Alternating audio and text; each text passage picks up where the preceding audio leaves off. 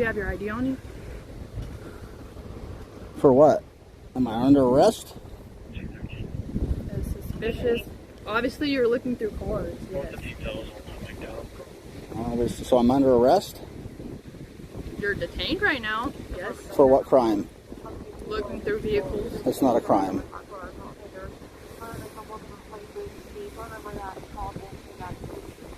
You got a supervisor? I sure do. Okay, Busy at the moment. As soon as they're ready, can I see him? I mean, you can. Cool. An audit in Lake Dallas, Texas quickly escalates when Officer Leeds 128 confronts a citizen for looking through cars. The demand for ID is met with an immediate and firm refusal. Am I under arrest? The officer detains the man for mere suspicion, but the citizen holds his ground, arguing that looking into a car under the Plain View Doctrine is not a crime. This is a crucial high-stakes moment where a simple question exposes a potentially unlawful detention. Will the officers be forced to back down, or will the citizen be illegally arrested? Make sure to hit the subscribe button on ID Refusal 101 for more powerful content like this, and thank you to the original channel for sharing this vital interaction.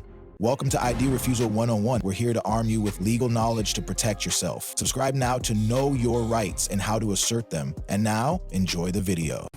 What you doing looking through cars? Huh? You looking through the cars? What do you mean? I saw you right there looking through the cars. What car did I look through? You were looking through that car, that car, that car. I was looking through them? I saw What's you that mean? Like going through one window and out the other? I don't understand. What do you mean looking through? You were shining your flashlight. No, like looking in the passenger window and through the driver's side window? All windows, sir. Looking through all of them? You seen where my eyes were looking? I could see you. I was sitting right there. You were looking around. I'm well aware where you were sitting, but I'm just saying, is that illegal? To look into other people's vehicles? Yeah, it is. What statute is that? I mean, you could possibly be breaking in. Well, we don't care about possibly. We want law.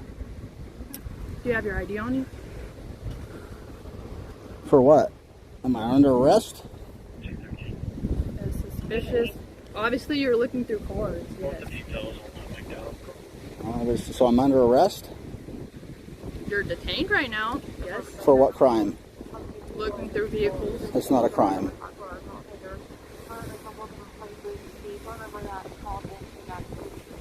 You got a supervisor? I sure do. Okay, Busy at the moment. As soon as they're ready, can I see him? I mean, you can. Cool. We'll be waiting here. Okay.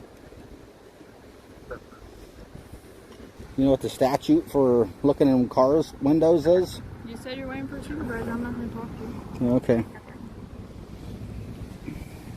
The confrontation in Lake Dallas, Texas immediately escalates as Officer Leeds 128 challenges the auditor for looking through cars. When the auditor asks for the specific law being violated, Leeds 128 fails to provide a statute, vaguely mentioning only a possibility of breaking in.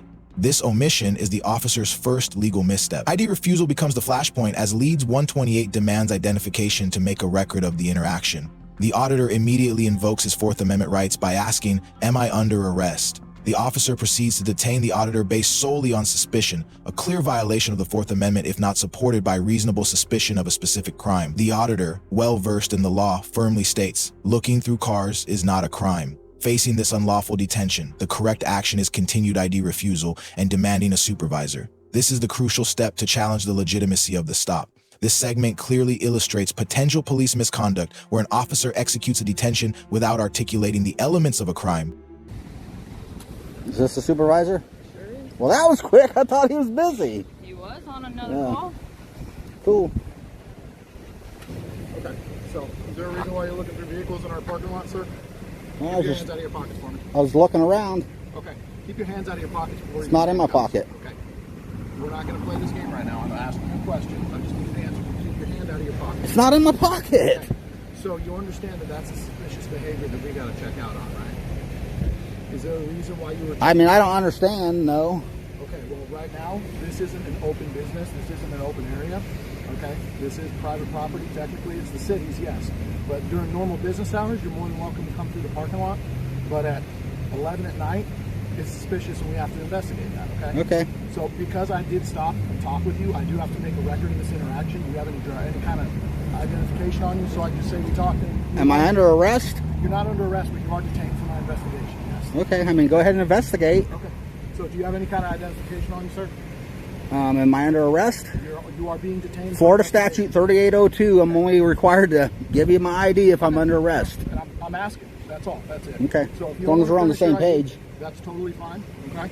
So what I do need you to do, though, if you could just stand in front of her vehicle. Okay. The crime is suspicion.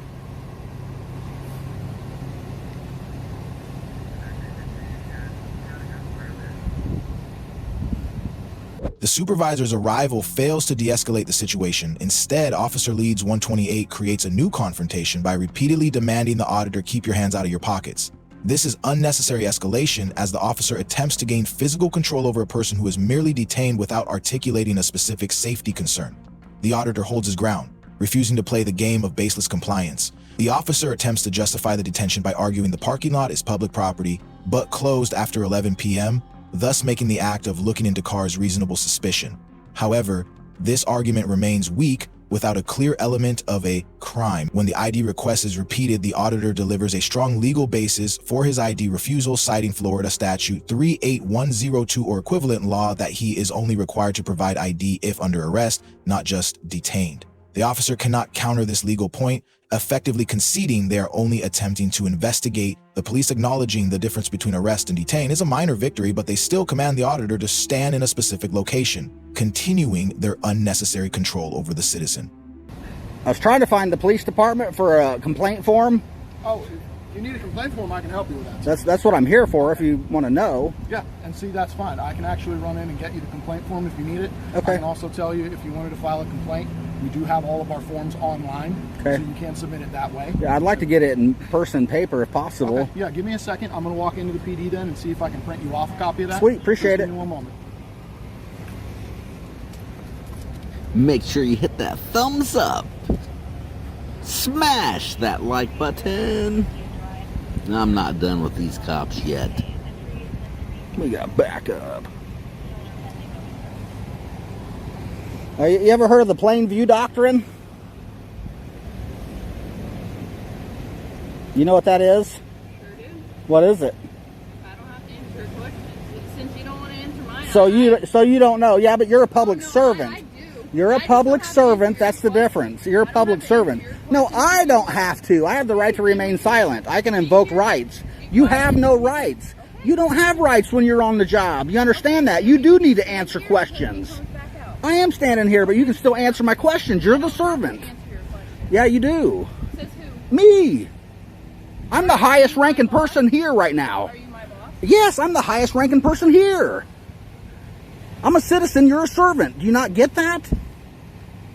You run around these streets acting like it's something other than that, or what? Plain View Doctrine gives you the right to look into cars, and it gives me the right to look into cars too. So it's not really suspicious, is it? So now why am I being detained? This is an unlawful detainment, and I'd like to know why. What excuse are you going to come up with next of why I'm unlawfully detained? Can you tell me this? You just go around detaining people for fun because you're bored? Because it's a small town, you got nothing to do? What is it? Nothing? She's got nothing, folks. She's got nothing. What's your name and badge number? Can you say it louder? I can't hear you from that far. Can you say it where I can hear you? Officer Leeds 128. 128. How do you spell your last name? Leeds, L-E-E-S. Okay, Lees. Gotcha. It sounded like you were saying Leets or something. I couldn't tell.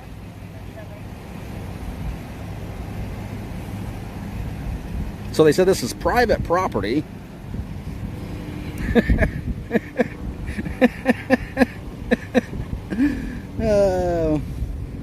Regardless if it's private property, I mean, I guess they can ask me to leave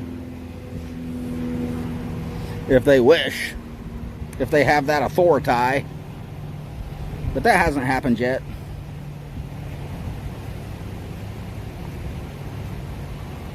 After the unlawful detention, the auditor provides a legal justification for his presence, seeking a complaint form, prompting Corporal Speedy to momentarily leave for assistance. This break allows the auditor to renew his challenge to Officer Leeds 128, escalating the confrontation with deeper legal arguments on civil rights and police accountability. The debate centers on the Plain View Doctrine, the legal principle allowing police to look inside a vehicle. The auditor sharply points out that if he has the right to look, the action cannot constitute reasonable suspicion for a detention. This highlights a critical flaw in the officer's legal justification.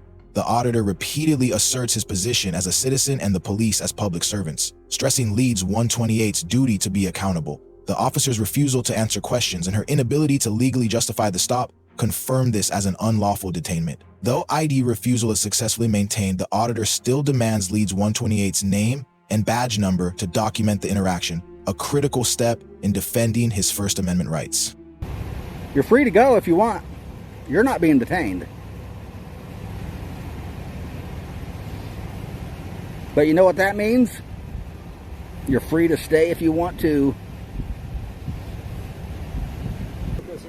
So here's our complaint form. The one thing I do want to point out to you here is you would, if you wanted to turn it in and make a formal complaint, we do have to have it notarized and returned back to us. But yeah, if you wanted to fill this out and bring it back to us during normal business hours, they'd be able to take it from you in the records department. Since it has to be notarized, there's no way to do it anonymously?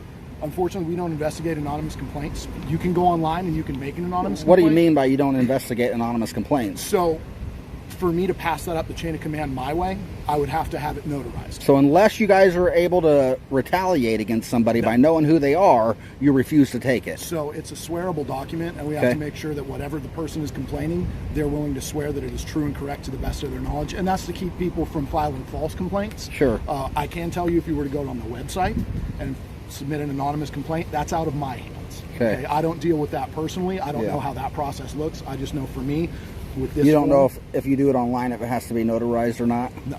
Okay. I don't know off the top of my head. I can tell you, though, that we do get those.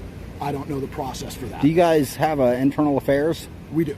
Okay, like on site or? We do. We do have an internal affairs division. Cool. We also have, if there's any investigation we can't handle. Is that who I give this to? That will go to our records division. Okay. Our records division will then get it to internal affairs. So I can't give it to internal affairs? No.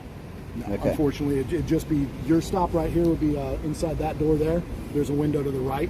Okay. That's who you would speak to. Yeah, I went up there. I seen the hours. I seen something said call 9. I was looking for a push button or something. I didn't see anything. I went around that way, didn't see anything, and then she pulls up over here. So because we're a smaller department, we don't staff 24/7. We just use kind of really banker's hours, for lack of a better term, and that's just because of our staffing. Okay. Is there any other questions I can answer for you? No, she said I'm detained, so. And that's the thing, we do have to just make sure you're not up to, someone out here breaking into cars. I didn't touch anything. No, you're fine. We've established that you haven't committed a crime. I looked around under the Plain View Doctrine, and that's it, man. And that's the thing, now that we know that you're just exercising your rights, you're free to go, sir. Appreciate it. You have a good night. What was your name and badge? My name is Corporal Speedy. My badge number is 126. Okay, thanks for being professional, man. Well, hey, you're exercising your rights. Unlike her, she wasn't very nice. Right. You have a good night, sir. Be safe. You too.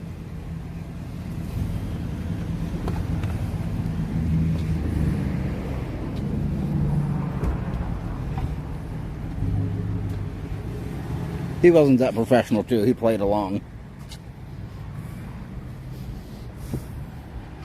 I'm sure they got a call already. That's why I didn't want to show where I was, people.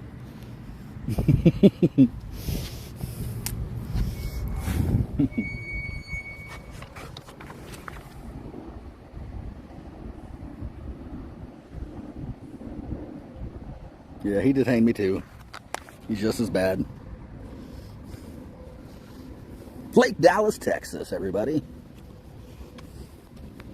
Well, they had a complaint form readily available, so that was a plus. I was detained unlawfully. Couldn't articulate one single fact of any type of a crime other than suspicion.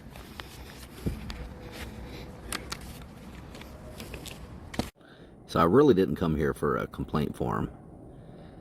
The real reason I was in this area is because they recently had a cop named Winston Edmondson that was fired from this department. He claims that a female employee there contacted him and was telling him about the chief and the second in command had both forced her to do things that she didn't want to do.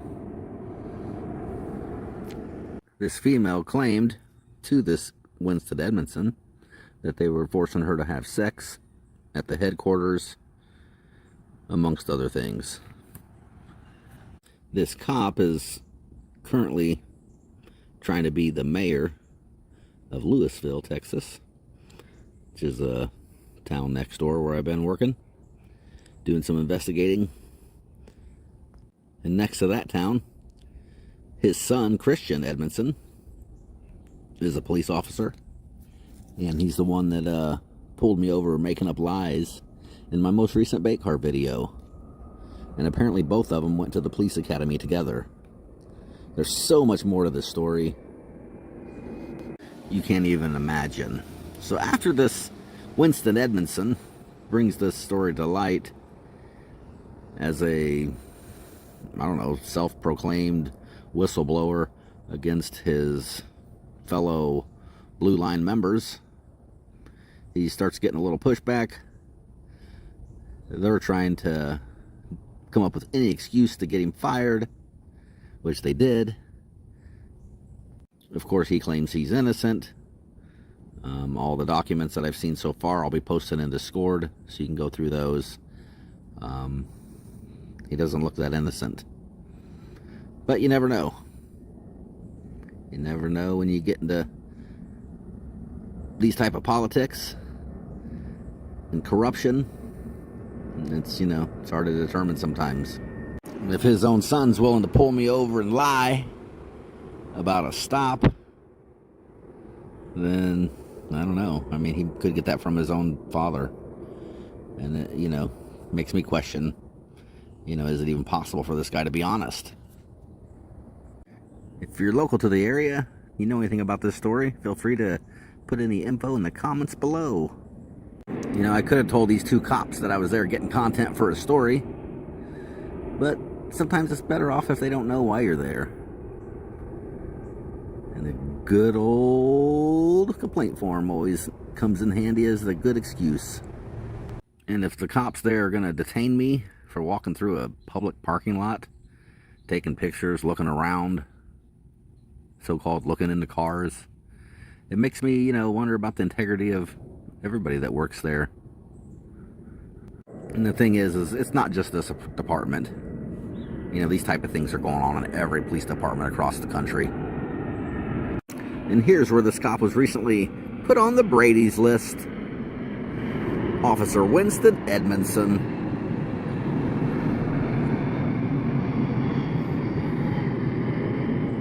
And this is Winston Edmondson's, basically a sworn statement of his claim of events. Make sure you hit that thumbs up. Leave me 10 comments below. Let me know what everybody thinks. Subscribe if you haven't. I really appreciate every one of you. I tried to drag this out as long as possible so that everyone's able to read it. You can pause it if you need to, but there should be enough time to read it. Having failed to justify the detention, Corporal Speedy formally concludes the stop, confirming the auditor is free to go and providing the complaint form. However, Speedy explains that all formal complaints must be notarized, effectively barring anonymous complaints and increasing the risk of retaliation, a significant red flag regarding police misconduct and transparency. The auditor presses on, questioning the internal affairs process, ensuring all details are documented. The major reveal is the auditor's true intent. The complaint was a feint. The ID refusal and the conduct in the parking lot were covered for a much deeper undercover investigation. The auditor was seeking information on a corruption scandal involving former officer Winston Edmondson and serious allegations of misconduct by command staff. This unlawful detention, based on the flimsy excuse of suspicion, ironically confirms the need for public oversight. The auditor's firm ID refusal and legal challenge exposed a greater issue of integrity within the Lake Dallas Police Department. This Fourth Amendment confrontation is just one piece of a potentially vast corruption puzzle. This interaction serves as a critical lesson on Fourth Amendment rights. The officer's conduct, particularly that of Officer Leeds 128 and Corporal Speedy in detaining a citizen based on mere suspicion of looking into cars, violates the Plain View Doctrine, indicating a lack of legal precision and potential abuse of power. We assign the police conduct a D grade. Conversely, the auditor demonstrated solid legal knowledge and steadfastness in his ID refusal, specifically citing the law requiring identification only upon arrest, earning an A grade. Always remember your right to remain silent and your right to ID refusal when merely detained without an articulable crime. If unlawfully detained, emulate the auditor, remain calm, decline irrelevant compliance, like taking hands out of pockets, and demand a supervisor. This confrontation is only the tip of a larger story of corruption. Will the information the auditor gathered regarding former Officer Winston Edmondson be enough to expose deeper issues within the Lake Dallas Police Department?